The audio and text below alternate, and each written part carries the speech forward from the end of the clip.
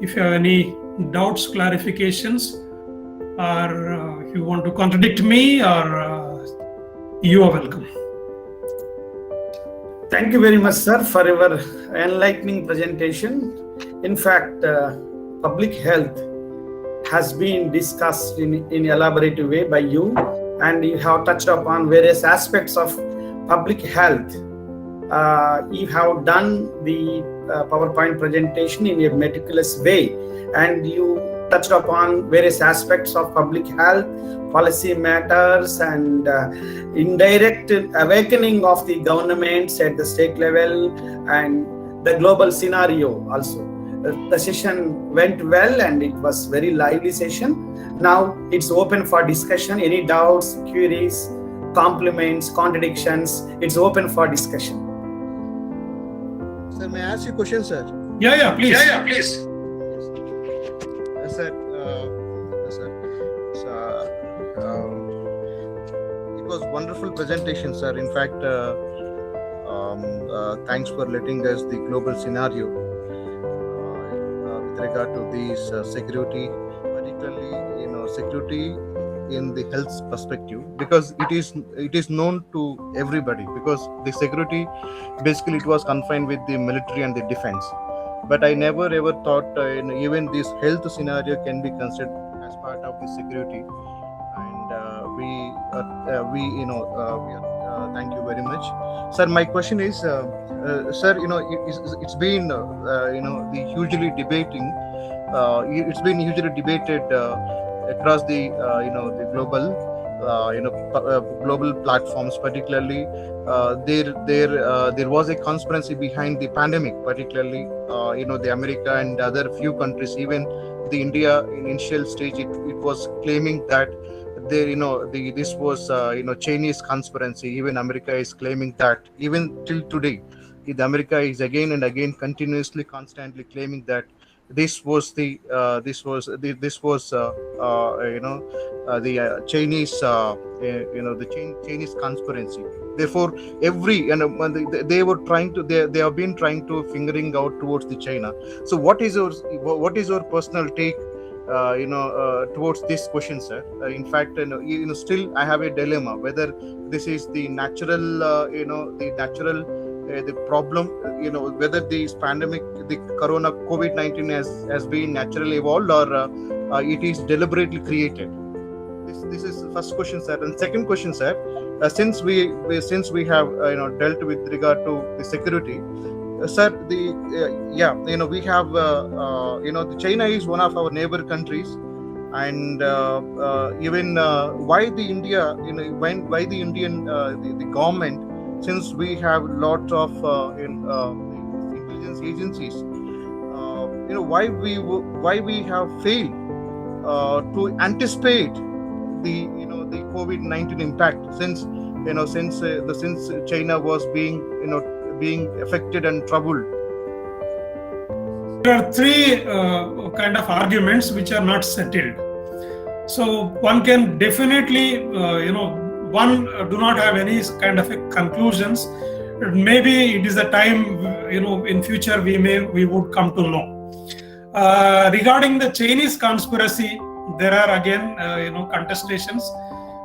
There is also argument that it is accidental. The virus has come out as a result of the safety lapses at the virology lab in Wuhan, which is, as I told you, not only funded by the China, but it is also funded by the US, particularly the Pfizer company, and the Germans and the European Union, etc. Third is it is being natural, coming originated from the bats. So the research is going on as far as the this thing that China is responsible. But one way China is responsible, whatever it may be, in the sense that had it had a perfect disease intelligence in the beginning, whatever may be the cause, whatever these three, it could have curtailed, but that has not happened. Even the doctors who could come out and say that this is a new virus and this is going to threaten and this is going to increase, and those people who are snubbed by the Chinese police forces and the military. And they were not allowed openly to sort of speak out about what's happening in the Wuhan. Even today, we do not know what went on, what happened correctly, because the world does not know. This is a fact. So hence, all the three arguments give the a scope for the doubt. So it is not settled. Maybe it takes a lot of time to sort of settle down. Then we would come to know. My question is that the global level, the different the political head speaking about is part of, again, as I said, it is part of the power politics. So make use of the situation for this thing rather than actually addressing the phenomena. So hence, it needs to be worked out in future, and what are the fundamental cause of the birth of this COVID-19 need to be brought out and need to be made public. Initially, it is told that the World Health Organization was also not given proper kind of information by the China. So obviously, all these actions on the part of China would give the space for the doubts for the rest of the countries. So whether these are blown off out of proportion, that is different. So it is not settled. So again, it's futile to sort of a debate on all these things, as these are continued to be probed and they need to be emerging. Second aspect with regard to the intelligence, etc. See, there are two countries, which could sort of sense immediately and stop this international travel, which is again Chinese, which was part of the China, that is Taiwan and Vietnam. Taiwan has banned the travel from China immediately within weeks in December itself. But the rest of the countries, including India, travel ban was imposed only in the month, second week or third week of the March 2020. Okay, till then it went on. So particularly, it's by the time it was no more a Wuhan or Chinese problem. It went to Italy, it went to Iran, it went to Spain, and from Spain to different other parts, etc. So it was very lately realized. Only these two countries which have realized, immediately, and they have put a ban, Taiwan and Vietnam, and that is the reason why they could check the pandemic at the initial stage itself. But the rest of the world, not only India, rest of the world, including the US, has not looked into this thing, despite having the high intelligence network, etc. So this is what the side effect of globalization process. So when the globalization continues, even pandemics and diseases may become global. I hope I've tried to sort of. Yes, sir. Thanks a lot. Yes, sir. I have a question. Kunal here. Kunal, please. Yes. Sir, coming to this COVID-19, sir, at the first initially in 2020 when this pandemic appeared, like India were doing good compared to the other countries. Like if you go to USA and other UK, other countries, India were putting the lockdown and controlling the entire thing. In that time also, we did not have this vaccine. But later when this vaccine was developed and the second wave appeared in 2021, and can we say that India looked over to the international status and distributing the vaccine and exporting the vaccine to the other countries and ignoring its own people? And now after when the second wave happened, there was a shortage of the pandemic. So can we say that India sacrificed its own people for the international level and standards?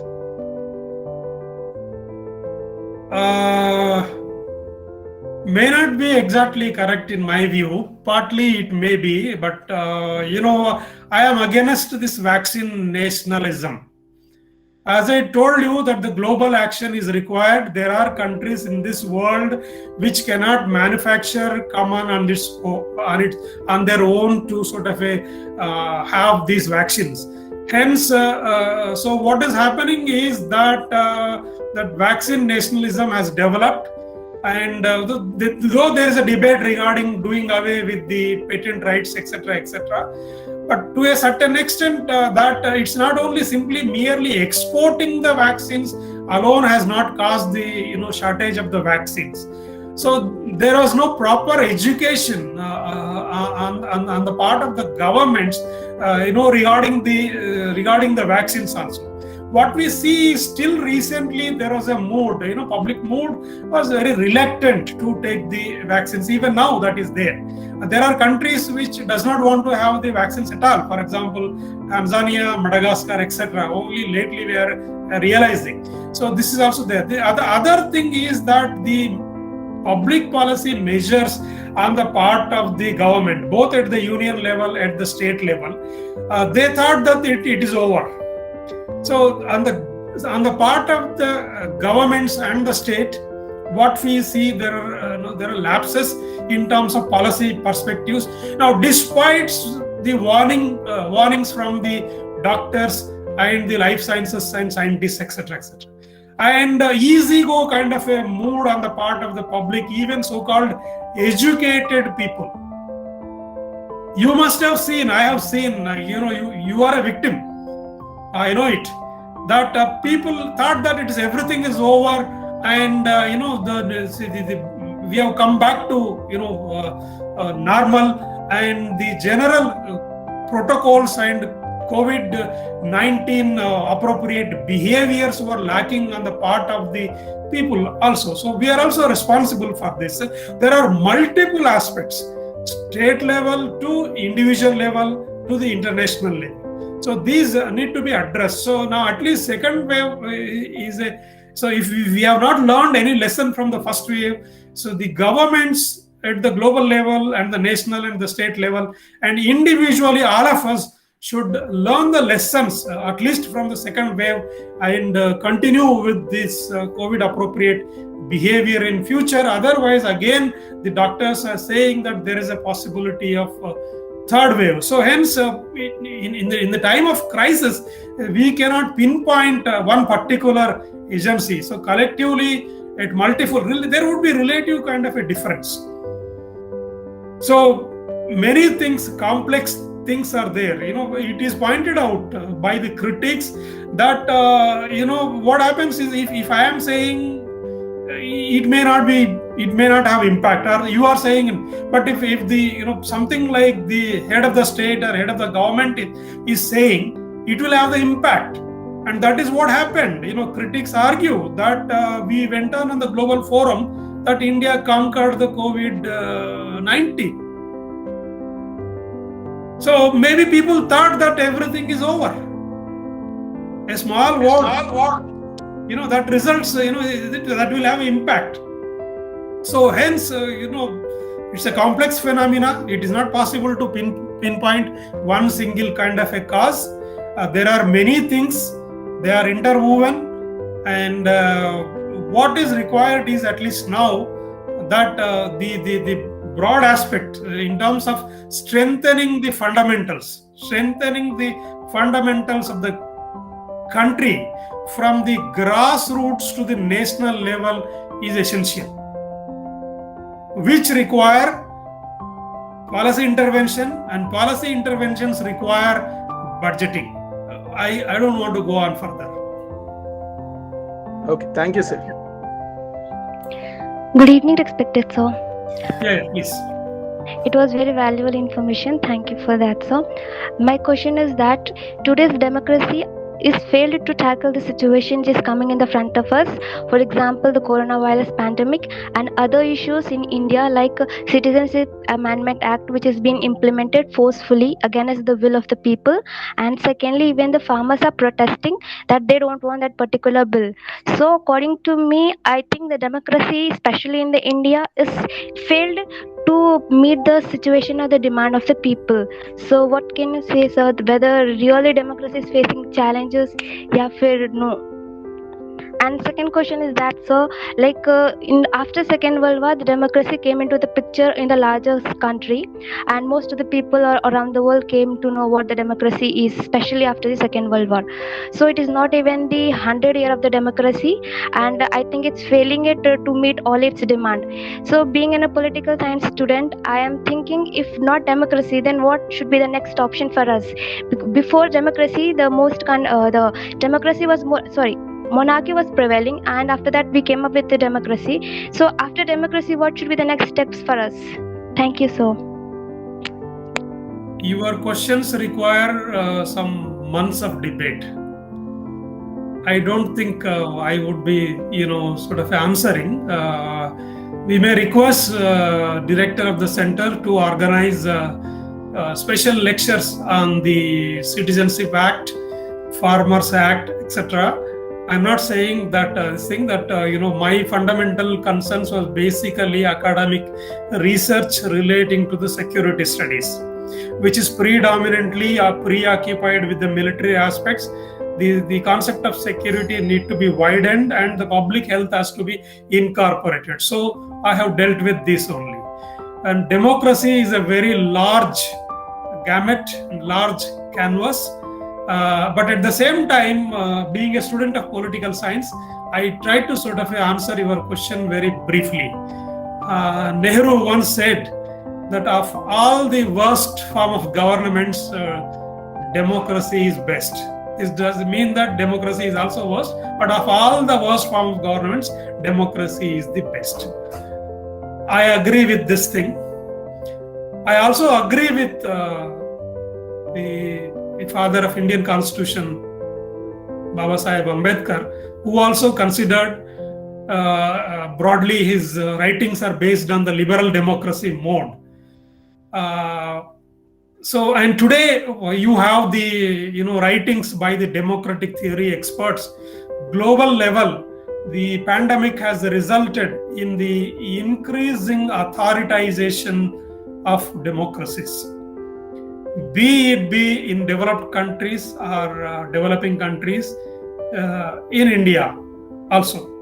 So in the name of the pandemics, a whole lot of authoritarian legislations, authoritarian public policies or frameworks, etc., have been superimposed or clamped down against the public will, and this has been happening throughout the world, including in India.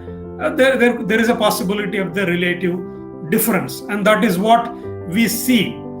That even, for example, a mere simple pointing out of an opinion that somebody pointing out an opinion in a social media, like could be Twitter or a WhatsApp or Instagram, whatever, that my family has faced the problem of oxygen, is being considered by some of the state governments as under the outdated sedation laws, and cases have been booked.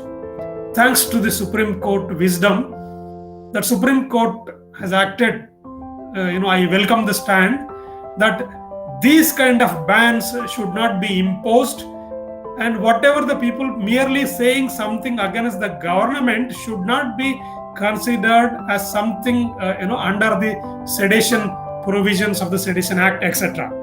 So this intervention is a welcoming intervention on the part of the Supreme Court. We all should welcome it. So that's happening, as you rightly said, that the democratic rights in the light of these things have been curbed, which we have been experienced. So that means that it has to be pointed out. Obviously, when you are facing the crisis, you need to, if not, we have every right to point out to the government and the state that there is this problem, and state need to address rather than consider it as a case against a country or a state or a sedition. So that is what Supreme Court has clearly mentioned. I am not saying Supreme Court has clearly mentioned that is a welcome stand, and many critics are arguing, and whatever the issues you have raised have a point. Those need to be debated widely and largely.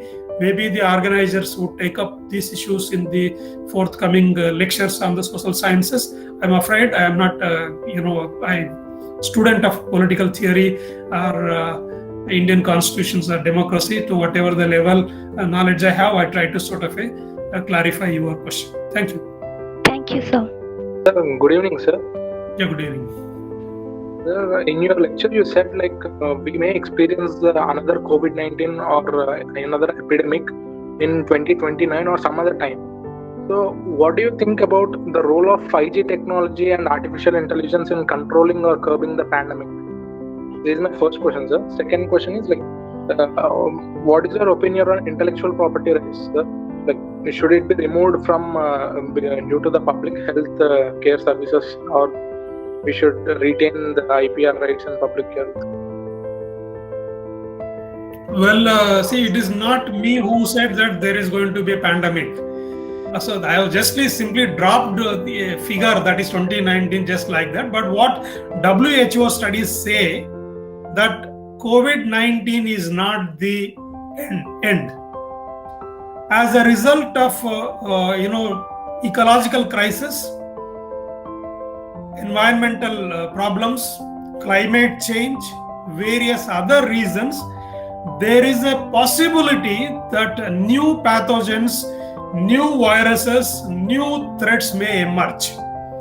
I have also given the statistics that within last 25 years, more than 100 or 1,000 and odd new viruses have come into existence. So hence there is a possibility. So we cannot rule out. So it may exactly happen, in 2029, 39, maybe after 50 years or maybe 100 years. For example, after Spanish flu, at this global level, it took 100 years. But at regional levels, there are various other pandemics like Ebola, etc. In India itself, we have seen in Kerala, it is restricted to Kerala. Thank God, it was tackled there itself. So it is possible. So one cannot simply cannot say that we cannot rule out. Regarding the artificial intelligence, how it is going to be employed in my own discipline, like security studies. So actually, whatever the research going on has a military component, whether it is genome, research in genomes, or research in cloning, research in artificial intelligence, they have the military components. So what is taking priority within the artificial intelligence research? So if the public health consideration is a priority in the artificial intelligence, obviously it is going to benefit the public at large within different countries and globally. It has to be welcomed. So I always welcome the science and scientific developments, provided it is used for the public goal and the public large. So science is a double-edged sword. So it can benefit for the development, and it can also cause the damage to the individuals, populations, and for example, nuclear technology can be used for multiple purposes: for production of electricity, for making the nuclear bomb. Similarly, the nitrogen which we use as a fertilizer, it can be used for increasing the crop production. It can also be used for manufacturing bombs. So hence, what direction this artificial intelligence is taking is the question. If it is taking for the larger good of the public and the environment, it has to be welcomed. Regarding the IPRs, it's a big debate. There are schools of thought that IPR should not be there. Knowledge should be used for the public purposes. So there is also a school of thought that IPR should be there. It can be there because after all it involves a lot of money and funding by the various agencies in order to sort of invent, discover various things. For a certain period of time it has to be there. And after that it can be. But in the current crisis of pandemics and epidemics, what is being argued is that since it is a global crisis and global problem, so the agencies which involved in developing these vaccines or which have invested, and the government should cooperate with them. So they should also fund it, and they should not be application of the IPRs, etc. There is also this argument during the period of crisis like this, and it should not be applied. So that besides, we cannot simply say that the private agencies have to sort of spend the money. The states need to come forward to invest a lot of money in the research process, help the private research laboratories, And for a time being, private research laboratories should also, with a broad mind, think about, not having this IPRs, etc., and so that it would reach as many people globally as possible. This is what I consider in the time of current crisis. Thank you, sir. I have one doubt. Can I ask? You are welcome. Sir, Yeah. suppose this COVID-19 pandemic is being a biological war by the China. I heard in some news that in 2015 the military of the China were preparing in the laboratory. It was just a news, sir. I think it was from the Study IQ, sir. I think it is a genuine news. So in 2015 the military of the China was preparing, having some research on the COVID-19. Suppose it's going to be true in a real sense, it is being a biological war, then how should India prepare itself to protect itself from the biological weapon from any other country, as we are situating next to the Pakistan, China, very hostile neighbor. So how should we prepare for that, sir? Thank you, sir. So this is a lesson China also should learn, that biological warfare would result maybe hampering the enemy, but also it can affect its own country. So what is it that China would gain by destroying any other country, India or any other country, through its biological warfare? India is a major partner in the Chinese export policy, not import policy, export policy. And thus, Chinese economy requires the Indian market. China requires the global market also. So hence, when China tries to develop and make use of any weapon, it need to think about its market and its economy too. So that becomes a priority. I think China would consider those things. As I told you, that there are various kinds of theories that have come forward. What is authentic is not known. Everybody says that their version is authentic, but no, there is no single version. So the laboratory from which it has emerged, it exclusively does not belong to China. It is a global institution majorly funded by the US, Germany and European Union along with China. Okay, and there are scientists from the other countries who are working on that laboratory.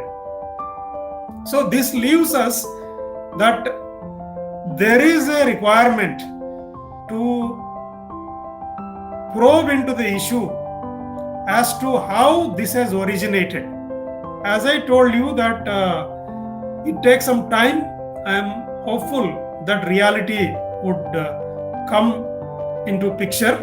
Then we would come to know. So far there are contradictory, complex theories that are being circulated, more particularly in the great WhatsApp University, which does not give any details about its sources. So I don't know. So we all watch those things. So hence there is a widespread kind of a debate. So nothing known. So as for to tackle the biological weapons, if any country uses against India or some other country, etc., etc., and that is the reason why the United Nations organization has come out in the 1980s itself on this convention on biological weapons. Many countries are signatories, including the US, China, etc., etc. But what is practically happening is that despite signing and some countries ratifying the Biological Weapons Convention, Chemical Weapons Convention, they continue to stockpile these weapons. Russia, China, US, etc., etc. So at least now they should learn the lessons that what happens, this gene comes out of the bottle and it will take over everybody. So hence global leadership and the United Nations organization should take up the call to practically implement these convention on biological weapons and chemical weapons, and I suggest even there should be a ban on the nuclear weapons technology, as being various grassroots agencies in different countries. In fact, we have succeeded. Already ICJ has branded nuclear weapons as immoral weapons, unethical weapons. It has given a judgment. So it's a high time that the government's policymakers heed to the civil society opinions and ban all these things. Then rather than what measures we can undertake after the attack, if we can avoid that thing, if the globe could avoid, that would be better answer. Thank you. Yes. Thank you so much, sir. I think we have received many questions. Sir has answered those questions also. It's time to wind up the session, and it's my turn to propose a formal vote of thanks to the session. Thank you very much to Professor M. Channabasavaya sir, former Dean, Faculty of Social Sciences, and a senior academician, the Department of Political Science. And we're very thankful to you, sir. You have touched upon various aspects of health security and in connection with the post-pandemic and the pre-pandemic situation.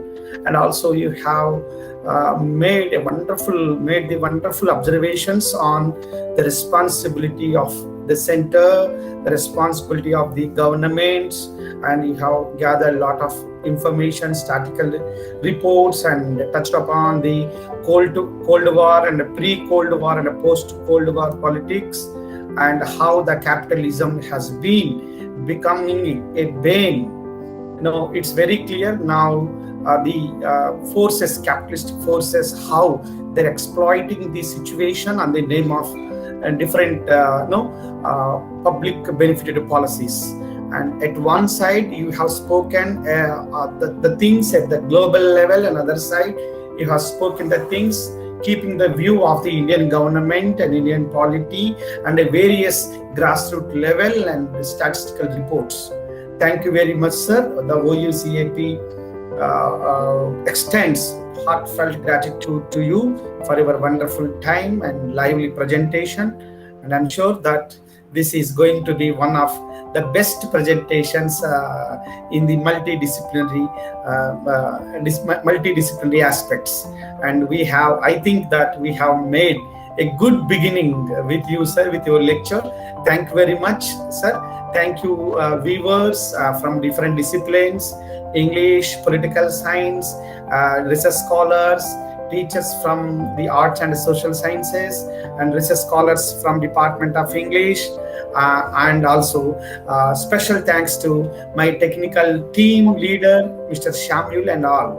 Thank you very much, sir, for your wonderful and thought-provoking ideas. Certainly this is not going to be ended with this, as one of the scholars, Anu Kumari, has asked many questions related to the current things and democracy, and many discussions related to current aspects. Surely we are going to conduct many more discussions on the same issues. Thank you, sir. Thank you very much.